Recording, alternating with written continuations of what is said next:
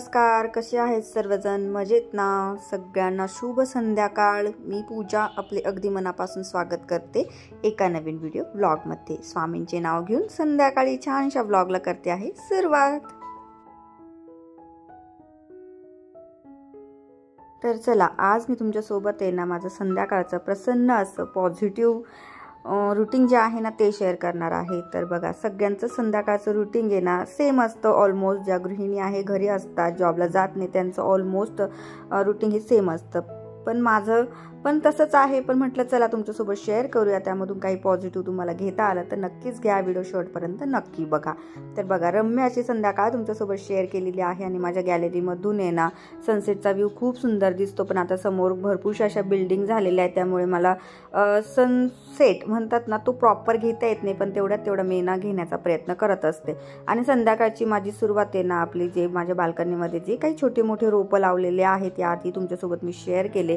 तर त्यांना स्प्रे करण्यापासून होत असते. तर आता कसा उन्हाळा लागलेला आहे ना, तर मग उन्हाळ्यामध्ये मी माझ्या जे रोपं आहेत बाल्कनीचे त्यांना मी 2 टाईम आहे ना असा पाण्याचा स्प्रे करून घेत असते. त्याचं कारण असं आहे की दिवसभर त्यांना ऊन लागलेलं असतं, त्यामुळे ते थोडेसे असे मुरझून गेलेले असतात. त्यामुळे मस्त असं स्प्रे करते आणि पुन्हा त्यांना ताजंतवानं करत असते. तर आता ही सदाफुली आहे. सदाफुली छान अशी फुलत चाललेली आहे. आता तिला कधी फुलं येतील ना मला तर असं झालेलं आहे. आणि हा आहे गुलाबाचा वेल. तर याचं पुढचं प्लॅनिंग चाललंय सध्या. पूर्ण वेल आहे ना तो गॅलरीमध्ये असा वाढवायचा असं चाललेला आहे. आणि तुम्हाला बोलले होते ना काल हे मी धुवून वगैरे ठेवते माझे लटकन. सो ते पण आता धुवून मस्त वॉश झालेले आहे. दिवसभराच्या कडक उन्हामध्ये सुकलेले आहे. आता 8 दिवसांनी ते पुन्हा मी दरवाजाच्या एंट्रन्सला लावून घेईन. तर बघा, माझी संध्याकाळची सुरुवात आहे ना 5 वाजता होऊन जाते. 5 वाजता मी सगळी संध्याकाळची आवरण्याची जी सुरुवात असते ती करते. कारण की 6-6:30ला आपण कधीच घरं झाडायचे नसतात. आणि तुम्ही एक नोट केलं असेल की मी ना हॉलमधून तर बाल्कनीकडे माझं घर झाडण्याची जी पद्धत आहे संध्याकाळची ती करत असते. कारण असं म्हणतात की संध्याकाळच्या वेळेस दिवे लावण्याची वेळ झाली की तेव्हा तर घर झाडूच नाही, पण ना बाहेर कचरा काढायचा नसतो. त्यामुळे मग मी काय करते की हॉलमधून बाहेर कचरा गॅलरीमध्ये नेत असते. जेणेकरून असं म्हणतात की लक्ष्मी येण्याचा टाईम झालेला असतो, तिला झाडून लावायचं नसतं. असं काहीच असतं. काही सायंटिफिक रिझन असतात, तर काही आपले पूर्वजांनी जे सांगितलेलं असतं ते फॉलो करायचं असतं. माझं तर असं म्हणणं आहे ना की आपण दोन्ही गोष्टी या फॉलो केल्या पाहिजे. एक सायंटिफिक रिझन असं होतं की संध्याकाळच्या वेळेला ना पूर्वीच्या वेळेस ना लाईटी राहायच्या नाही, म्हणजे लाईट्सची सोयच नव्हती पूर्वी, नाही का. आणि लोकांकडे ना सोनं नाणी वगैरे हे भरपूर प्रमाणात होतं. ते असं कुठे पण पडलेलं राहायचं ना, तर ते झाडण्यामध्ये जायला नको. रात्रीच्या वेळेस ते दिसत नव्हतं ना, म्हणून मग उजेड असताना झाडून घ्यायचे. पण त्याचं दुसरं रिझन असं पण सांगतात की कोणी असं सांगतं की संध्याकाळच्या वेळेस आहे ना लक्ष्मी येण्याचा टाईम झालेला असतो, तर त्यामुळे तिला झाडून बाहेर काढायचं नाही. तर अशा पद्धतीने ना मग सायंटिफिक रिझनचा पण आपण विचार केला पाहिजे आणि आपले पूर्वज जे सांगत आलेले ते पण केलं पाहिजे. दोन्ही गोष्टी फॉलो करायला आपल्याला हरकत काय ना असं वाटतं. त्यामुळे मी अशा पद्धतीने फॉलो करत असते.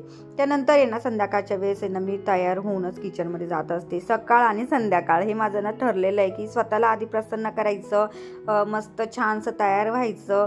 भले आपल्याला बाहेर जायचं नसतं, कोणी बघणार नसतं, कोणी काय हो आपले मिस्टर तर आपल्याला बघणार असतात की नाही. सो संध्याकाळच्या वेळेस आहे ना मी अशी छानशी तयार होत असते. सकाळच्या वेळेस सुद्धा छानशी तयार होऊन मगच किचनमध्ये माझ्या कामाला लागत असते. तर संध्याकाळ झालेली आहे आणि केस विंचरणं पण असं म्हणतात की संध्याकाळच्या वेळेस केस विंचरू नये.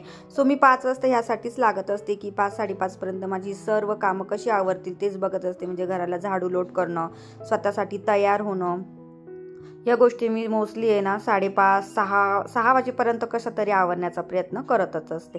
तर बघा, छानपैकी अशी तयार झालेली आहे. आणि मला ना केस कापायचे, काय करू विचार पडलाय. असे एवढे केस तरी कापावं असं माझं चाललंय डोक्यामध्ये. पण बघूया आता काय होतं, कधी कापणं होणार आहे, कधी मुहूर्त लागतोय केसांना. केसांची ग्रोथ तर होते पण फ्रीजी पण तेवढेच होत चाललेले आहे केस. त्यामुळे बघूया आता काय करायचं ते केसांचं. सो चला, आता छानशी अशी तयार झालेली आहे ना. आता चला किचनकडे जाऊया. तर 5-5:30चा वेळ झालेला आहे आणि झालेली आहे माझी चहाची वेळ. आणि तुम्ही किचन माझं बघू शकता. दुपारच्या टायमिंगला असा किचन स्वच्छ ठेवते ना की मग संध्याकाळी आल्यानंतर पण खूप छान असं त्याचा प्रसन्नपणा आपल्याला वाटत असतो. आणि कालच्या व्हिडिओमध्ये ही ट्रिक मी तुमच्यासोबत शेअर केलेली, ती बघायला विसरू नका. आता मी त्याबद्दल तुम्हाला सांगत नाही काय ट्रिक होती, काय ते झाकण होतं. तुम्ही तो व्हिडिओ बघा, तुम्हाला नक्कीच समजेल. तर चला या तुम्ही पण चहा प्यायला. उन्हाळा किती सुरू झाला ना, पण आपलं एनर्जी ड्रिंक काय माझं सुटत नाही आहे, तो म्हणजे चहा. मला सकाळी आणि संध्याकाळी दोन्ही टायमिंगला एकदा थोडा कप भरून करणं, म्हणजे कप भरून तर नाही, पण अर्धा कप का होईना, पण मला चहा हा हवाच असतो. माझा तो काही सुटत नाही. उन्हाळा असो, हिवाळा असो, पावसाळा असो, एनर्जी ड्रिंक पाहिजे म्हणजे पाहिजेच असतं. तर उन्हाळ्यामध्ये ना भरपूरसा चहा कमी करते मी, म्हणजे अर्धा कप वगैरेच. आणि चला आता तुम्ही पण या चहा घ्यायला. आणि तुम्ही तर यांना ओळखताच, माझे हजबंड आहे. आणि मला ना आजच्या व्हिडिओमधून तुम्हाला हे पण थोडंसं सांगायचं आहे की फॅमिलीला थोडासा वेळ देत चला. माझा हा जो क्वालिटी टाईम आहे ना, हा मी माझ्या हजबंडसोबतच म्हणजे स्पेंड करत असते. हा जो 5:30 ते 6 वाजेपर्यंतचा जो टायमिंग आहे तो आम्ही दोघे एकमेकांना देत असतो. चहा घेता घेता दिवसभराच्या गप्पा, दिवसभरामध्ये त्यांच्या जॉबवरती काय झालं, दिवसभरामध्ये घरी काय झालं, वेदांबद्दलच्या गप्पा, इकडच्या तिकडच्या सर्व गप्पा आहे ना आम्ही ह्या क्वालिटी टाईममध्ये स्पेंड करत असतो आणि बोलत असतो. आणि असं काही नाही आहे की हे फक्त मी व्हिडिओसाठी करते, हे माझं रिॲलिटी आहे बरं का खरंच, की 5:30 ते 6 वाजेपर्यंतचा जो टायमिंग आहे तो आम्ही दोघं एकमेकांना शक्य होईल तो देण्याचा प्रयत्न करतच असतो. कसं असतं, धावपळ असते आपल्या मागे ना, आपण आहे ना ह्या गोष्टींचा खरंच विचार करत नाही, पण खरंच करायला हवा आणि एकमेकांसाठी टाईम हा द्यायलाच हवा. तर बघा आता मी त्यांना सुद्धा विचारत होते की केस कापायची इच्छा आहे, कापू की नको वगैरे, असं तशा आमच्या गप्पा चालू होत्या. तर बघा आता 6 वाजले आहे, 6 सव्वा 6 झालेत आणि माझी झाली आहे दिवे लावण्याची वेळ.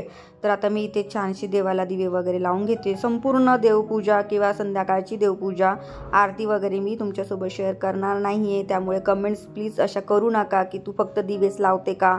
मी पूर्णपणे माझी देवपूजा कधीही शेअर करत नसते. भले की संध्याकाळी माझी स्वामींची आरती असते, परत आपली गणपतीची आरती असते, देवीची आरती असते, शंकर भगवानांची आरती असते. म्हणजे माझी जवळपास अर्धा पाऊण तास माझी संध्याकाळची पूजा चालत असते, पण मी ती डिटेल शेअर करत नाही का कुणास ठाऊक. पण मला खरंच पूजेबद्दलचे व्हिडिओत डिटेल शेअर करायला नाही आवडत.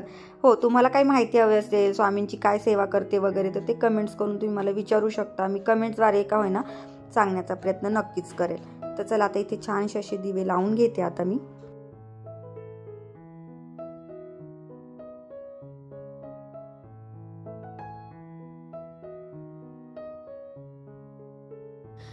तर चला आता मस्त अशी माझी देवपूजा वगैरे झाली आहे. संध्याकाळची जी काही पूजा असते ती झाली आहे आणि आता मी आलेली आहे किचनकडे संध्याकाळचा स्वयंपाक करण्यासाठी.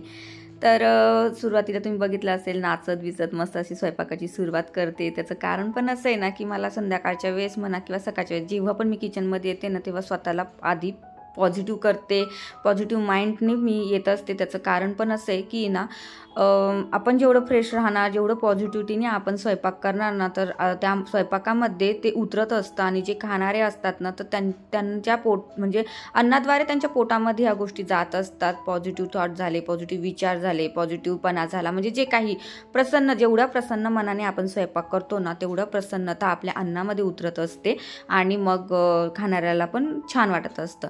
तर आता तुम्ही बघितलं की मी किचनमध्ये आल्या सगळ्यात आधी ना केस माझे जे आहे ते बांधून घेतले वरती. तर शक्य होईल तेवढा मी प्रयत्न करते की किचनमध्ये आल्यानंतर मी केस मोकळे सोडतच नाही. का त्याचं कारण असं आहे की कधी कधी तरी आपला हेअरफॉल होतोच ना, आणि असं म्हणतात की किचनमध्ये सुद्धा केस मोकळे सोडून कधी स्वयंपाक करायचा नसतो. तर मी तुम्हाला सुरुवातीला सांगितले की मी सायंटिफिक रिझन आणि जे आपले पूर्वजच सांगतात ते दोन्हीही फॉलो करत असते. त्याने होणारा फायदा हा आपल्यालाच असतो, हो की नाही. तर चला आता स्वयंपाक करता करता आणखीन एक काय गोष्ट बरं मी करत असते ते सुद्धा मी तुम्हाला सांगते.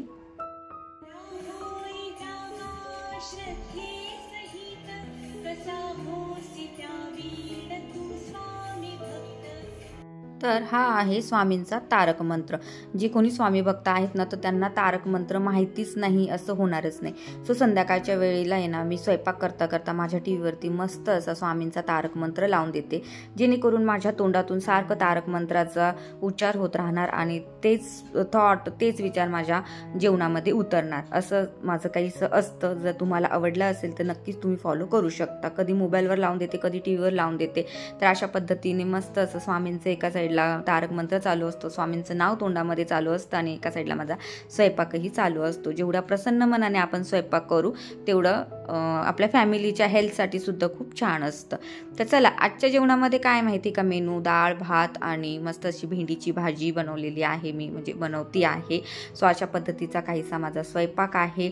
तर कसा वाटतोय आजचा माझा जो संध्याकाळचा ब्लॉग आहे तो तुमच्यासोबत मी शेअर करते. आय होप तुम्हाला आवडत असेल आणि प्लीज अजून कमेंट्स करून सांगा की तुम्हाला अजून कोणत्या प्रकारचे ब्लॉग माझ्या व्हिडिओमध्ये तुम्हाला बघायला आवडतील, अजून काय माझी लाईफस्टाईल तुमच्यासोबत शेअर करू ते सुद्धा मला कमेंट्स करून नक्की सांगा. तसे तर मी खूप छान छान ब्लॉग तुमच्यासाठी घेऊन येण्याचा प्रयत्न करतेच आहे. माझे क्लिनिंगच्या ब्लॉगला तुम्ही खूप सारा प्रतिसाद देता किंवा तुम्हाला त्या रिलेटेडची व्हिडिओ फारच आवडतात, त्यामुळे मी तशी व्हिडिओ तुमच्यासाठी घेऊन येण्याचा नक्कीच प्रयत्न करत असते. तर चला, आता सगळा काही स्वयंपाक छानसा झालेला आहे आणि मी आता हे जे ताट तयार करते ना ते करते आहे देवासाठी. सो रोजचा माझा नैवेद्याचा ताट अशाच पद्धतीने मी तयार करत असते. मोस्टली नैवेद्य कसा एका पोळीवरती भात आणि वरण भाजी एकत्र सगळं करण्याची पद्धत असते, पण माझं नैवेद्याचं ताट आहे ना मी अशा पद्धतीनेच तयार करत असते. कारण की आपण ज्यांना ताट वाढतोय तर त्यांना सुद्धा जेवायला म्हणजे कोणाला तर देवाला जेवायला सुद्धा व्यवस्थित वाटलं पाहिजे. आपण सगळ्या वस्तू एकत्र करून जेवतो का? नाही ना. मग देवाला नैवेद्य वाढताना का तसा वाढायचा? सो मी अशाच पद्धतीने हे ताट तयार करत असते. आणि दुसरी गोष्ट म्हणजे ते ताट तयार करते ना तर ते मी कधीच दुसऱ्या दिवशी गाईला म्हणजे गाईला किंवा कुत्र्याला वगैरे देत नसते. कारण द्यायचं असेल आपल्याला तर त्यांना ताजं द्यायला काय हरकत आहे. देवाचं ताट का द्यायचं ना त्यांना? तर ते देवाचं ताट आमच्या घरातला कोणी एक मेंबर एक दिवशी ते ताट घेत असतात. सो आज माझी वेळ आहे ते ताट घेण्याची. तर मी देवासमोरचं ताट आणलेलं आहे नैवेद्याचं आणि ते स्वतः खाणार आहे. कारण की तो एक प्रसाद असतो देवाचा, असा प्रसाद समजून आम्ही तो ग्रहण करत असतो. सो माझा हा विचार तुम्हाला कसा वाटला तेही मला कमेंट्स करून नक्की सांगा. आणि लास्ट आणि बेस्ट म्हणजे शेवटची टिप्स अशी देणार आहे मी तुम्हाला की सगळ्यांनी फॅमिलीने शक्य होईल तर सोबत जेवण्याचा प्रयत्न करा. सोबत जेवढं जेवण केलं तेवढं छान असतं. कारण आपले लहान मुलं आपलंच अनुकरण करत असतात. आपल्या लहान मुलांना जेवढ्या चांगल्या शिकवणी देता येतील तेवढं देण्याचा प्रयत्न करा. आणि संध्याकाळच्या वेळेस शक्यतो सोबत जेवण्याचा प्रयत्न करा. यावरती डिटेल काही मला सांगण्याची गरज वाटत नाही आहे. आणि आजचा व्हिडिओ मी इथेच एंड करते. आय होप आजचा व्हिडिओ आवडला असेल तर नक्कीच लाईक करा. चॅनलवर नवीन असेल तर सबस्क्राईब करा. श्री स्वामी समर्थ.